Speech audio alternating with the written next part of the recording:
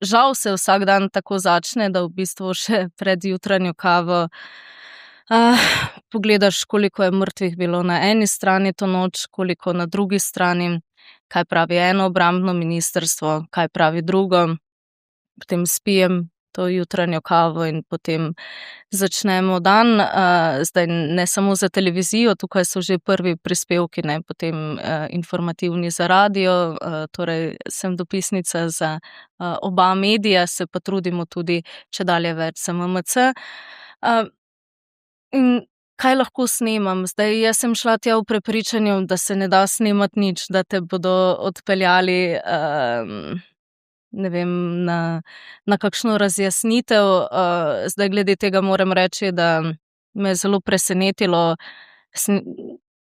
Zelo je prisotna policija v Rusiji na ulicah, ne? Tako da kjerkoli snemaš, je vedno v ozadju nekdo, ki te vidi od policije. Nikoli ni noben pristopil ali rekel, da se ne sme snemati. Seveda tudi stojiš z neko profesionalno opremo, mogoče z tega vidika razumejo, da gre za medij, ampak tega, da bi torej obstajajo mesta, kjer ne smeš snemati, in to je jasno. To je Rdeči trg, je varovano območje, ostala varovana območja pred sodišči in pa na vojaških objektih. Vse ostalo, mogoče kakšne notranjosti, ne vem, česarkoli, ne, torej galerija, tako naprej, tako kot pri nas, ne, vse stvar dogovora. Ampak nekaj, jaz sem bila res prepričana, da snemati ne moreš, da se to ne da, vsa prestrašena, in sem se pozanimala, ne obstaja nekih takšnih res restriktivnih pravil, da pa splošno na ulici ne moreš snemati. Poslušajte, berite in klikajte Večer za vikend, ker smo z vami in za vas tukaj vsak trenutek.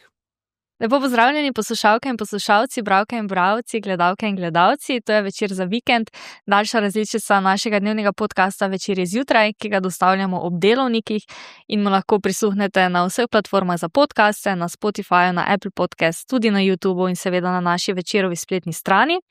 Moje ime je Tjaša Gajšek in danes je z nami obisk iz Moskve ali pa iz domačega Maribora, kakor se vzame. Tako, in zato bomo pozdravili zdravo. Aha, tako. Helena Ponudit-Šiško, dobrodošla.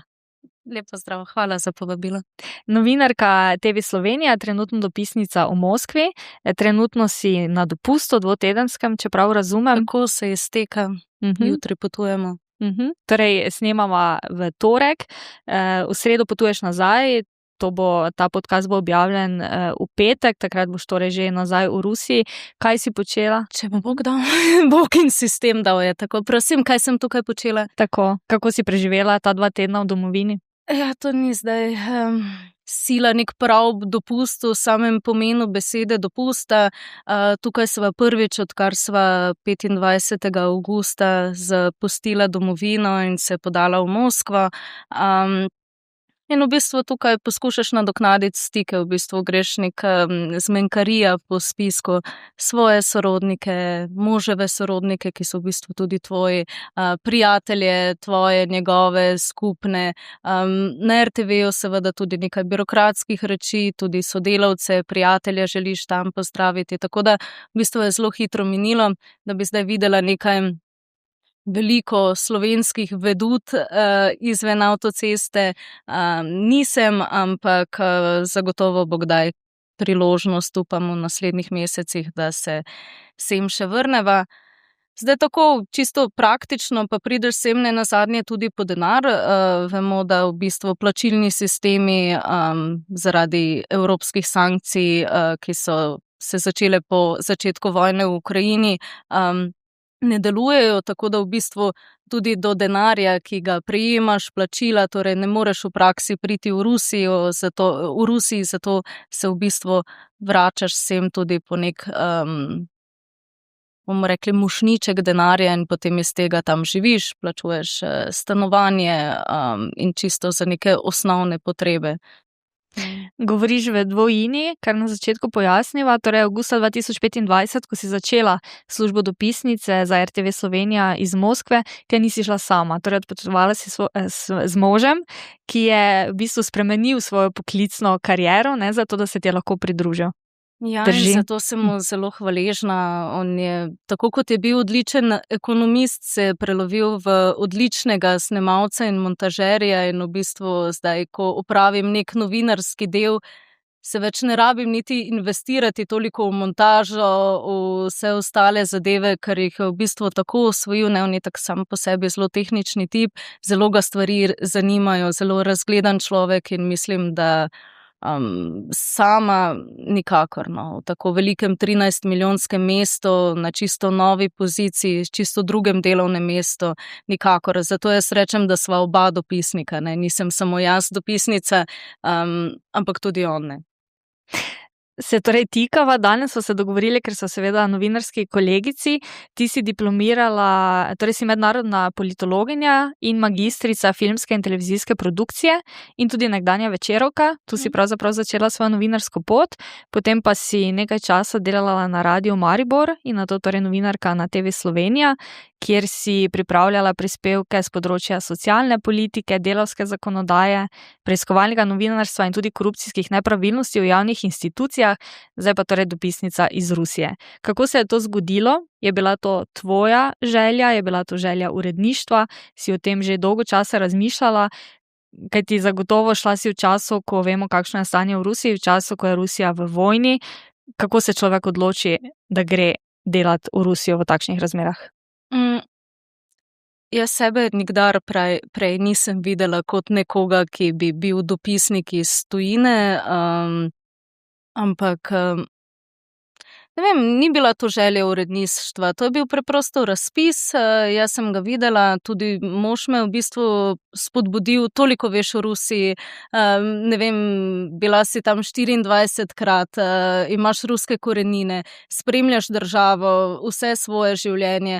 Pa zakaj pa ne, no? In sem se prijavila in v bistvu je bila ta priložnost in zdaj kako država v vojni, ne? To lahko nekoga prestraši, hkrati pa vojna v Ukrajini je zelo zamajala neke utečen sistem mednarodnih odnosov, ki je obstajal od druge svetovne vojne. Seveda so se ti odnosi spreminjali, meddržavni odnosi, ampak nekako vse, takrat se je odprla Pandorina skrinjica, začela se je vojna na Bližnjem vzhodu, imamo številne neke regionalne spopade in pravzaprav hočemo, nam je všeč, nam ni všeč, v nekaj naslednjih letih se bo na novo napisal svetovni red, političen razmerja moči in seveda te to zanima, da želiš iz prve roke povedati, kaj se je dogajalo, seveda ne vsega, ti samo iz tega področja, te relacije, ne, in to je nekako pretehtalo nek mogoče strah, pa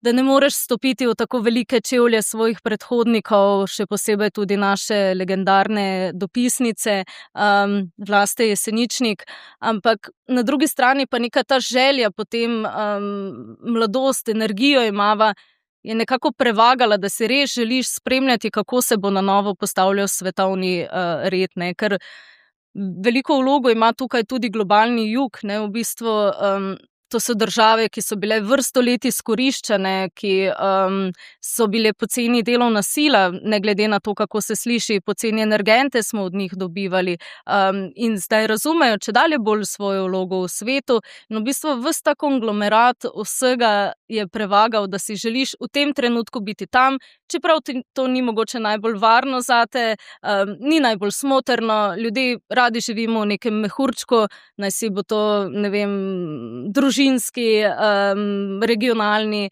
nam ustreš za življenje takšno, kot je, in jaz nisem imela potrebe po to, da nekam grem, da bo bolje. Zdaj, meni je tukaj bilo odlično, ne, ampak prevaga ta neka želja, zainteresiranost za stvari, pa mogoče tudi, da misliš, da lahko stvari nekako predstaviš, daš nek nov pogled na to.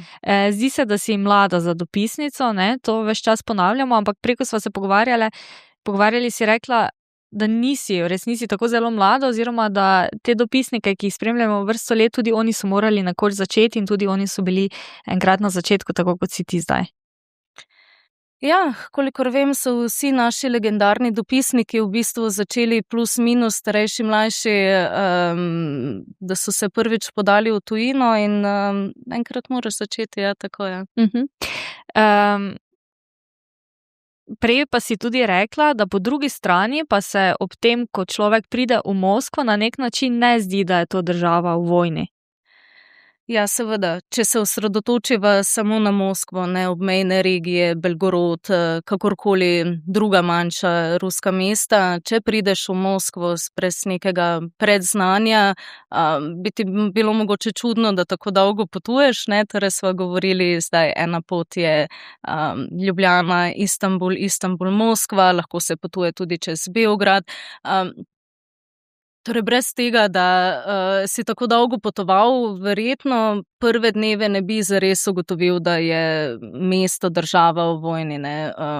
Police so 27,000 sankcij zoper Rusijo se ocenjuje, mogoče jih je zdaj že več.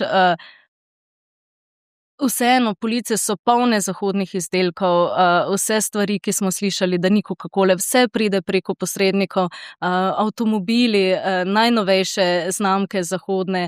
Ne pomnim stvari, ki bi si jo zares tam zaželela ali pa jo poskušala iskati, pa je ne bi bilo, razen velikokrat rečejo Rusi v anketah, da ni pa Nike, tega pa ne morejo najti. No, ampak če se to izamemo, seveda, pač sankcije vplivajo na gospodarstvo, vplivajo na zadeli so recimo stroje, torej so bili zelo Rusi navajeni na zahodne stroje, torej industrijo so zadele so kakorkoli energetski sektor, ampak to, ko na življenju običajnih ljudi, kot mi prepovedujejo, razen tega, da bi mogoče bile povišane cene, ni zares zaznati, da je država v vojni, tudi ne to, da se tako zelo zapira, kot radi tukaj slišimo, v smislu, da se morava zelo potruditi, da najdeva kak klub, ki ima rusko glasbo, ne pa zahodne, ali pa na ta način, no, želim reči, da je tukaj ena taka zadeva, da mogoče ne bi takoj uspel ugotoviti, ja. Ti greš zdaj 26. tja, za tebe si dejala, ni več nobenega kulturnega šoka, je pa torej takrat, ko sta se selila z možem tja, to bila njegova prva pot v Rusijo in je bil to kulturni šok za njega? Kako je bilo spremljati njega, ta razlika med vama, ko sta prišla tja? Ja, jaz se rada pošalim, da je za njega bil največji kulturni šok, da zares takega kulturnega šoka, kot je pričakoval, ni bilo, ne. Tako kot sem omenila, ne, on je pričakoval, da so police prazne, da kapital ni našel voda, ne, pa vemo, da kapital vedno najde, da noben ne govori angleško, da na ta način je mislil, da ni tega, ampak toliko, da ne, torej imamo predstavo, da medvedi hodijo po ulicah, da so ljudje oblečeni v narodne noše, na ta način, no, je to mogoče kulturni šok, da takega kulturnega šoka pa ni bilo, no. Če nas zdaj malo popelješ v svoj vsak dan, v delo novinarske dopisnice iz Rusije, na televiziji vidimo le delček seveda tega, kar delaš, kakor vidimo tudi le delček dela drugih novinarjev, ampak vseeno, kako je pravzaprav videti tvoj dan, kaj pravzaprav vse lahko si lahko privoščiš, zmoreš pokrivati o tako veliki državi, kot je Rusija, tudi z ozirom na to, v kakšnem stanju je trenutno. Kako konkretno je torej videti tvoj dan, kje lahko snemaš, kaj lahko snemaš, kako dolge so razdalje med enim in drugim terenom, malo tega ruskega utripa mesta? Še nekaj podvprašanj, da se bom lahko vse zavzela. Prvo, torej, kako je pravzaprav sploh videti tvoj dan dopisnice? Kaj počneš kot novinarka, ki je tam sama, ne? Se mi zdi, da novinarji v domovini imamo to neko podporo drugih novinarjev, si delimo terene, smo v istem prostoru, ti pa si pravzaprav tam kot edina iz Slovenije, iz RTV Slovenija, ne? V bistvu ni noben dan enak drugemu, ker je dogodkov toliko, da v bistvu ne more biti enak drugemu. Kak dan je recimo bolj vezan striktno na politiko, na dogajanje, ki se je zgodilo zadnjo noč, kak drug dan si želimo poiskati neko širšo sliko, mnenje različnih strokovnjakov, mimoidočih na ulici, nekako drugače to zavzeti. Žal se vsak dan tako začne, da v bistvu še pred jutranjo kavo pogledaš, koliko je mrtvih bilo na eni strani to noč, koliko na drugi strani. kaj pravi eno obrambno ministrstvo, kaj pravi drugo. Potem spijem to jutranjo kavo in potem začnemo dan. Zdaj ne samo za televizijo, tukaj so že prvi prispevki, ne, potem informativni za radio, torej sem dopisnica za oba medija, se pa trudimo tudi čedalje več za MMC. In kaj lahko snemam? Zdaj, jaz sem šla tja v prepričanju, da se ne da snemati nič, da te bodo odpeljali ne vem, na kakšno razjasnitev. Zdaj, glede tega moram reči, da me je zelo presenetilo. Zelo je prisotna policija v Rusiji na ulicah, ne? Tako da kjerkoli snemaš, je vedno v ozadju nekdo, ki te vidi od policije. Nikoli ni noben pristopil ali rekel, da se ne sme snemati. Seveda tudi stoji z neko profesionalno opremo, mogoče z tega vidika razumejo, da gre za medij, ampak tega, da bi torej obstajajo mesta, kjer ne smeš snemati, in to je jasno. To je Rdeči trg, ki je varovano območje, ostala varovana območja pred sodišči in pa na vojaških objektih. Vse ostalo, mogoče kakšne notranjosti, ne vem, česarkoli, ne, torej galerija, tako naprej, tako kot pri nas, ne, vse stvar dogovora. Ampak jaz sem bila res prepričana, da snemati ne moreš, da se to ne da, vsa prestrašena, in sem se pozanimala, ne obstaja nekih takšnih res restriktivnih pravil, da pa splošno na ulici ne moreš snemati. Zato v bistvu je to zdaj postal del vsakdana. Jaz se res trudim vsak prispevek, če se le da, dati vsaj košček terena, košček nečesa avtorskega. Ljudje recimo so me presenetili, ne, sem bila prepričana, da v bistvu so prestrašeni, da ne bodo govorili, pa povedo zelo kritične stvari in jih potem jaz 3-krat opomnim, ne, torej, veste, kje bo to objavljeno, torej tu in tu bo objavljeno, to in to ste povedali, pa boste, ne, torej, ste za objavo. Pa mi potem oni nazaj govorijo, bodo vam dovolili objaviti to, ne, torej tako, v bistvu drugemu vzhod in zahod podajata žogico, da gre za cenzuro, da gre za propagando. Jasno, v Rusiji je nešteto zakonov, še najpomembnejši, torej diskreditacija ruske vojske. Tukaj so novinarji zelo previdni, marsikdo mi pove, da se samo cenzurira, ne, ampak da ne dolgovezim, da se snemati na terenu. Do zdaj me nihče ni opomnil, da ne bi smela, vse vklope lahko snemam na terenu, zadaj so policijske milice, ni jim zares marno, če rečem nesramno, ni jim zares marno. In tudi ljudje so torej dostopni in si dovolijo biti tudi kritični v svojih izjavah. Ja, marsikdaj si zelo dovolijo biti kritični v svojih izjavah in potem mene bolj skrbi za njih kot njih same, ne. Mogoče je bilo na začetku vojne, da so bili ljudje toliko prestrašeni, zdaj pa jaz mislim, da se je ta vojna, pa ne samo v Rusiji, povsod se je že nekako to postal del vsakdanja, neko stanje, kjer so se ljudje na žalost naučili živeti s tem. In mogoče imajo dovolj, mogoče zato povejo, mogoče enako kot pri nas, no, z tega vidika, ne. Seveda so pa jasne omejitve, jasni zakoni, kjer lahko si jasno zaradi tega sankcioniran, ampak tako ljudi na ulici ne bi rekla, da toliko razmišljajo o tem. Rekla si, še pred jutranjo kavo pogledaš poročila obeh obrambnih ministrstev, kako se te številke, če vseeno, razlikujejo med sabo, torej o žrtvah na eni in drugi strani? Ja, to je zelo težko neko črto splošno narediti. Ena stran poroča, da je toliko njihovih civilistov to noč umrlo, druga toliko. To ni vojna, ki je samo na frontni črti, samo z droni, samo vojna v klasičnem pomenu, to je tudi informacijska vojna, zato moraš zdravo zagotovo ne ene strani, ne druge vzeti, ne. Zdaj imamo zato neke institucije ali pa organizacije, še največ poskušamo torej gledati, kako to ocenjuje Združeni narodi, Inštitut za proučevanje vojne, neki kredibilni podatki in se na to nekako, ne vem, orientirati, ne. Ja, to se mi zdi pomembno vprašanje, nekaterim torej institucijam tam zaupati oziroma tudi medijem, katerim virom tudi zaupati in kako ti kot novinarka torej pridobiti zaupanje teh nekih institucij. Pa kar se morda še zdi zanimivo, pa tudi ne vem, če lahko odgovoriš tako zelo konkretno, ampak kako so tam videti sporočila za javnost, ki jih dobivaš iz različnih državnih institucij oziroma z ministrstva in podobno, kako se berejo, kako jih gledaš z nekim zunanjim pogledom kot kritična novinarka in tudi kot dopisnica od zunaj?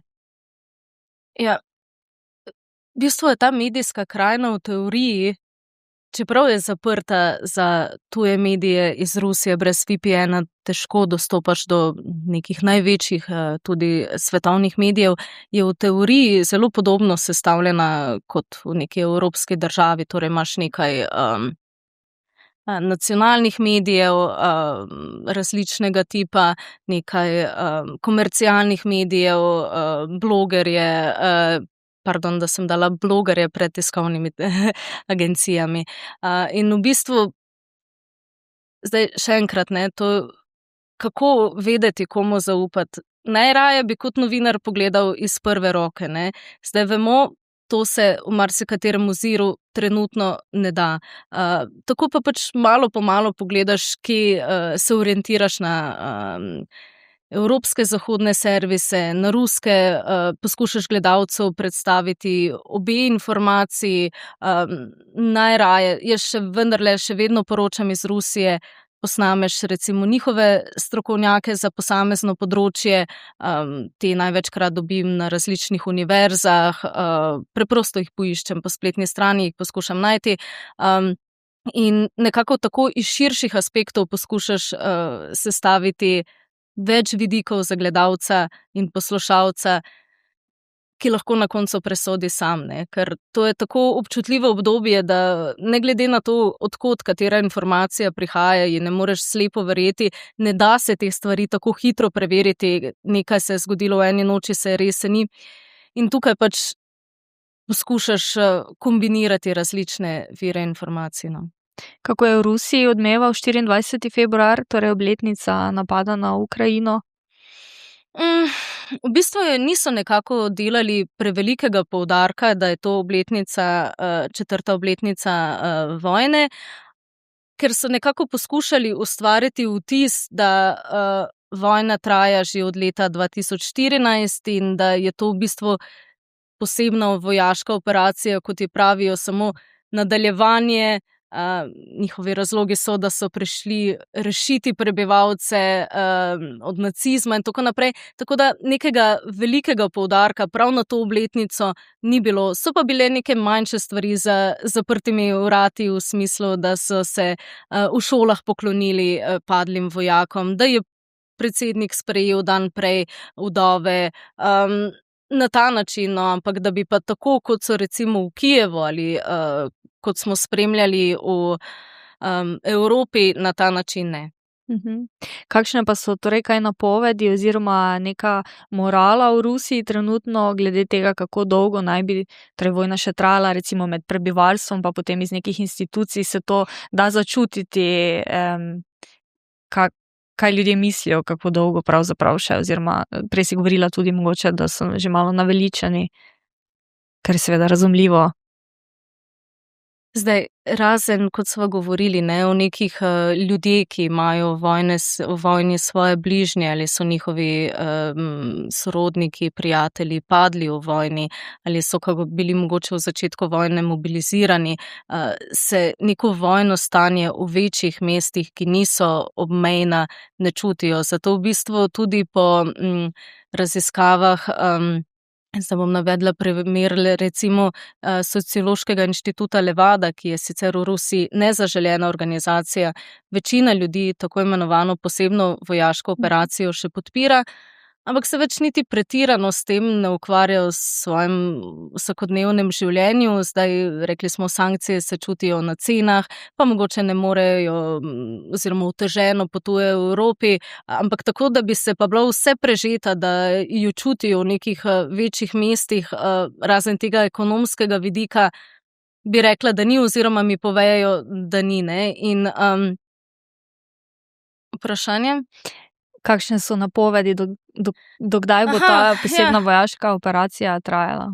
No, jaz teh napovedi seveda ne morem dati in mislim, da jih ljudje več ne dajejo, ker je nenazadnje v bistvu, kot ti pravijo v Kremlju, posebna vojaška operacija traja že dlje kot ruska vključenost v drugi svetovni vojni, zato se je nekako začelo, ne vem, težko je to reči normalizirati, ker seveda ni to normalizirano, normalno stanje, ampak v Rusiji krivijo Evropo, da podžiga vojno, da ne dovoli z Ukrajino vzpostaviti dialoga, da ne dovoli dogovora, da bo in nekako tako skozi ta diskurs mediji ljudi pripravljajo, da bo to trajalo, kolikor bo pač trajalo in kolikor bo potrebno.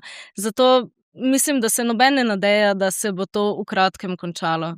Ne. Si kdaj srečala Vladimirja Putina? Videla sem ga v živo v Sloveniji na razdalji 4 metrov, ko je obiskal rusko kapelico na Vršiču, v Rusiji pa ne. V Rusiji pa ne.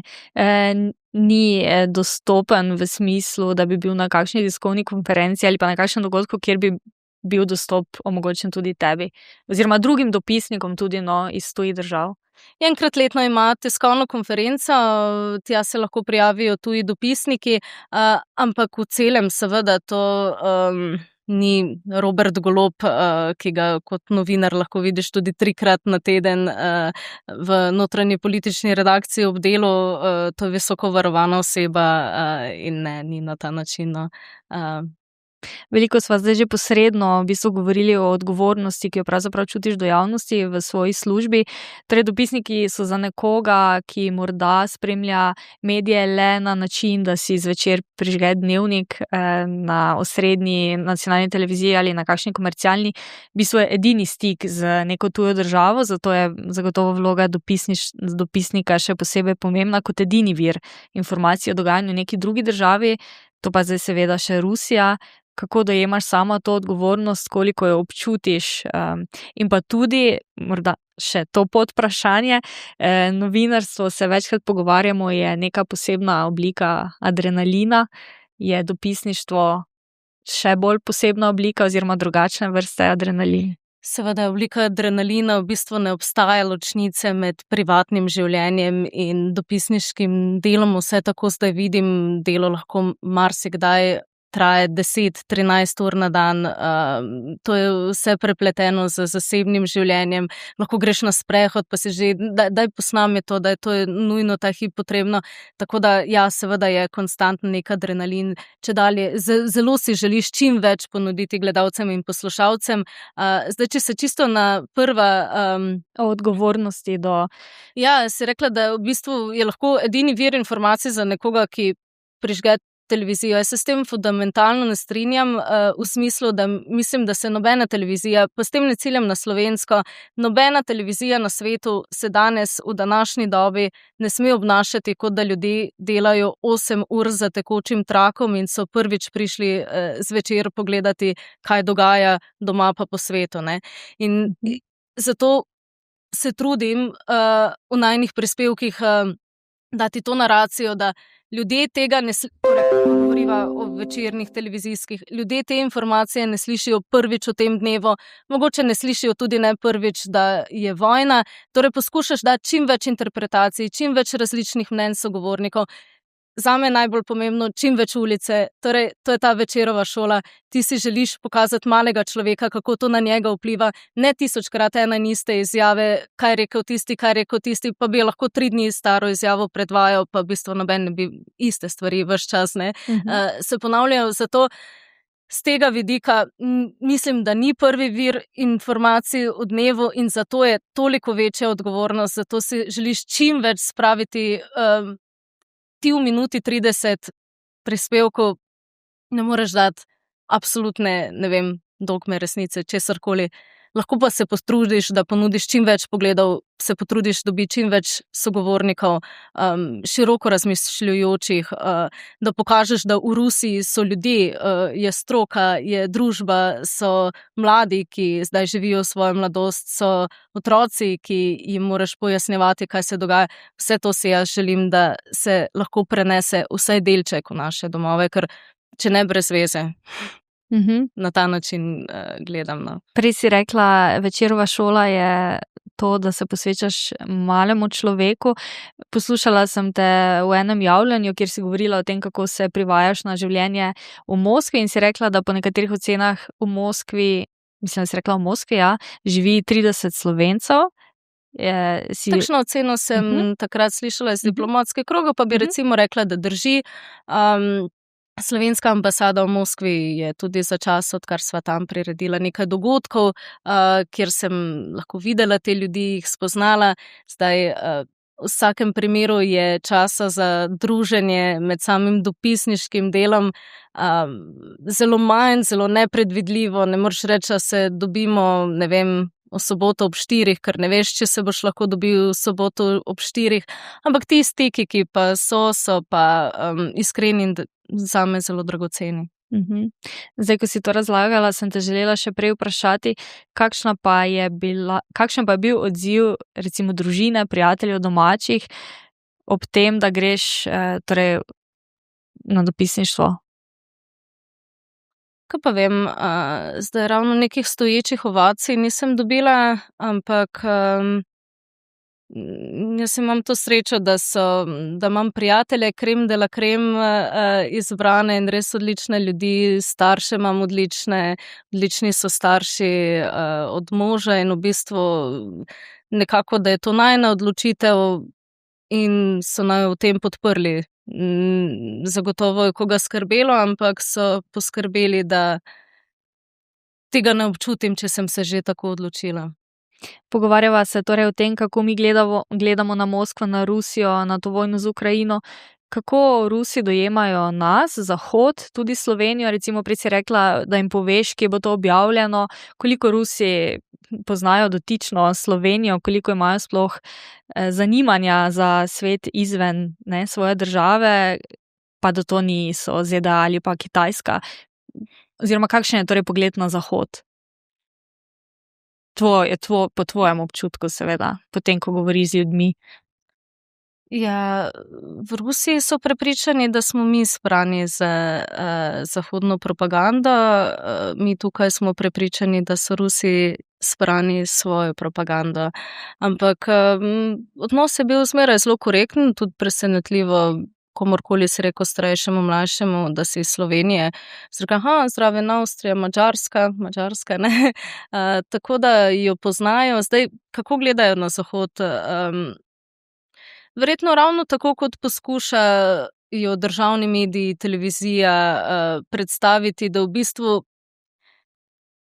kako oni v bistvu predstavljajo te sankcije, ne? Da so to streli v lastna kolena, niso krivi evropski volivci, tudi nešteto izjav je, da to niso neprijateljske države, ampak neprijateljske vlade in čisto tako 1 na 1, da bi s kom dobil nekorekten odnos, da si iz Slovenije, iz neprijateljske države, tega jaz nisem doživela. So pa seveda ljudje ali pa neke institucije manj zaupljive, da bi dale tujim medijem, zato jih moraš prepričevati. Seveda tukaj pride tudi prav znanje ruskega jezika.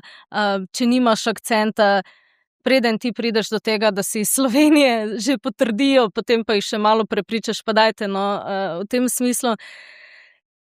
Kako gledajo na nas? Jaz mislim, da na nas ne gledajo kot na vesoljce, ne. Jaz mislim, da oni na Evropejce, Zahod gledajo enako kot nase, saj tudi Rusija se pozicionira tudi kot evropska država, ne. Zato bi rekla, da v bistvu menijo na ta način, pa spet neobičajni ljudje. Zdaj tukaj je različna naracija, kaj govori Kremelj, kaj govorijo običajni ljudje. Običajni ljudje bi radi mir, bi radi, da so spet odprte meje, da ni nekih takšnih bistvenih razlik. Kremelj pa vemo, ne, torej Evropa podžiga vojno, Evropa si ne želi miru na ta način, torej evropski novinarji so tisti, ki so v bistvu del vojaškega aparata, obrambne industrije, ki delujejo po taktirki, tako da tukaj si vzhod in zahod, ne, v bistvu, kot sva rekli, podajate žogice na ta način. vemo, kakšne so pozicije, torej neke svetovne pozicije med temi velesilami, ampak vseeno, kako torej ti kot nekdo, ki tam živiš, ocenjuješ, da v ruskih medijih odmeva vojna na Bližnjem vzhodu, odmeva... Ogromno. Mhm. V bistvu, tukaj sta se v bistvu Izrael in Rusija sta skrhali odnose, ki so bili načeloma bolj ali manj dobri, torej vemo, v Rusiji živi velik del ruske diaspore.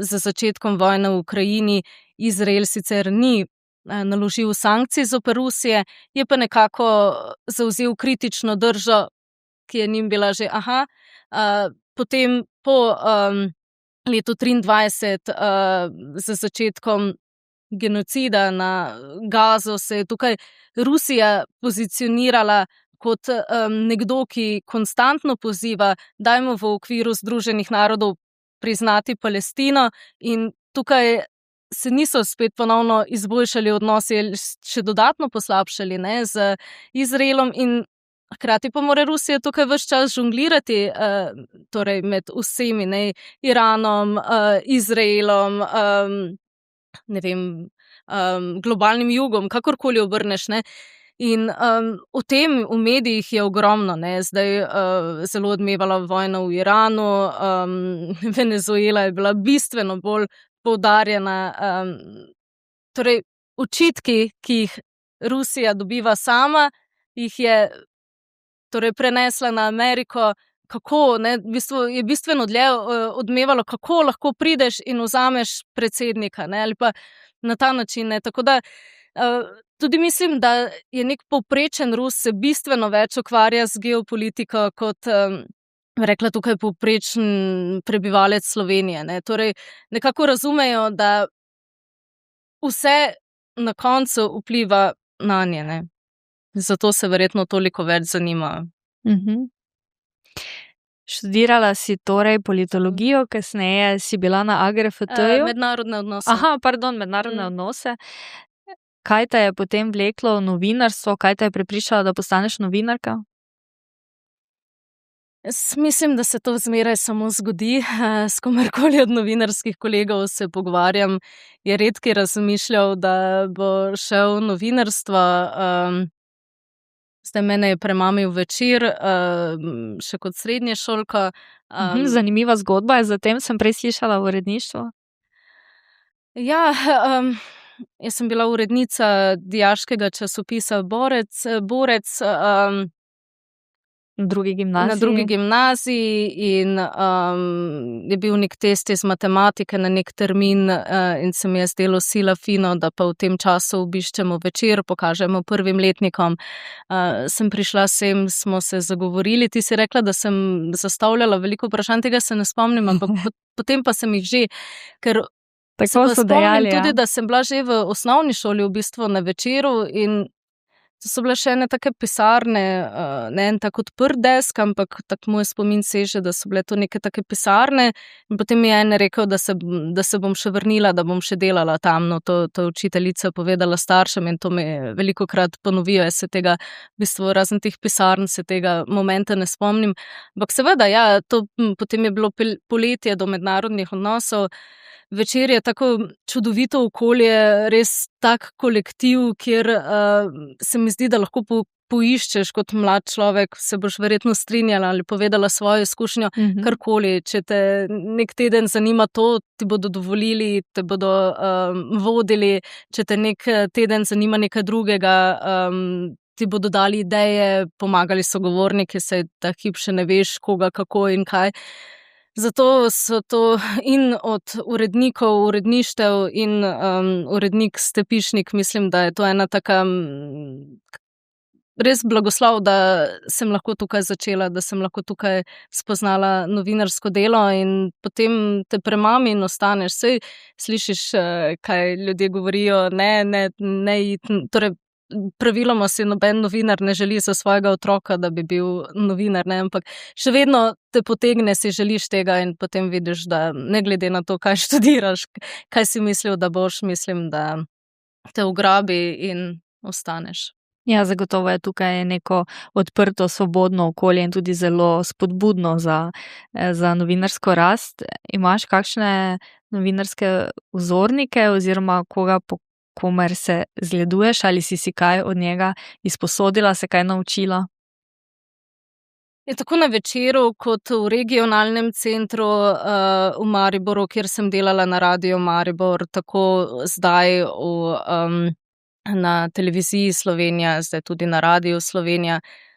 To je ena ogromna zakladnica znanja, to so ljudje vrlin, ljudje področij, jih poznajo, zato bi bilo zelo nekorektno, da mogoče izpostavim samo enega.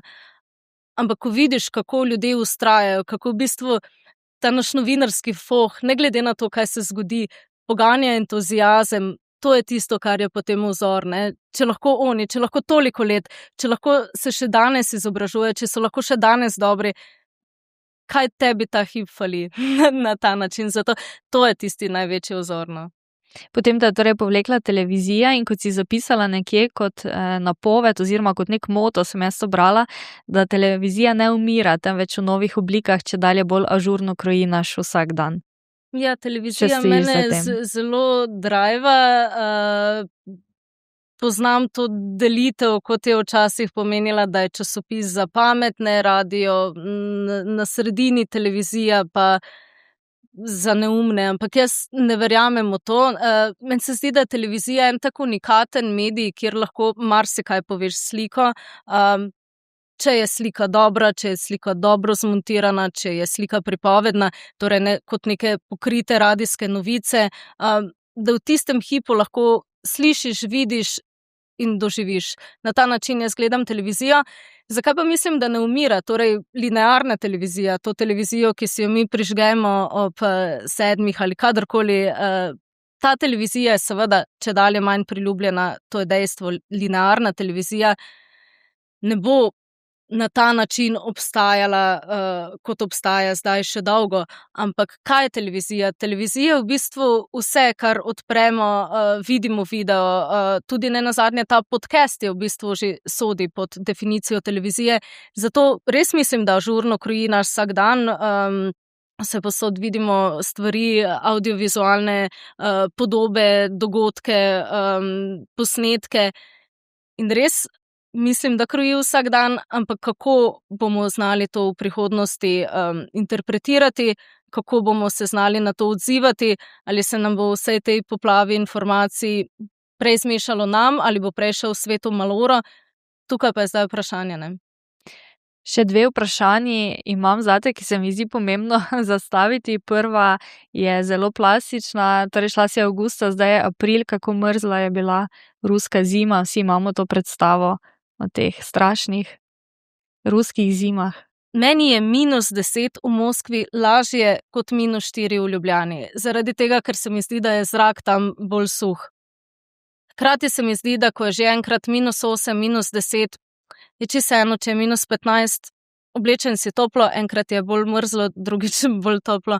Potem enkrat -20, -27 je bilo enkrat par dni, ne. To pa si pač malo manj zunaj, če se le da. Za vklope vem, da sem si dala v škornje folijo, pa je pomagala, ampak ni tako huda, kot sem se bala in letos je bila enormna količina snega v zadnjih, ne vem, 100 letih. Sem prepoznala številko in to se pač res povsod zasneženo. Tudi zelo me je fasciniralo, da v bistvu toliko, koliko je količina prebivalcev Maribora, toliko ljudi dnevno čisti sneg v Moskvi, ne. Da ne nastane kaos in to seveda zelo fascinantno videti, doživeti ta sneg, pogledati,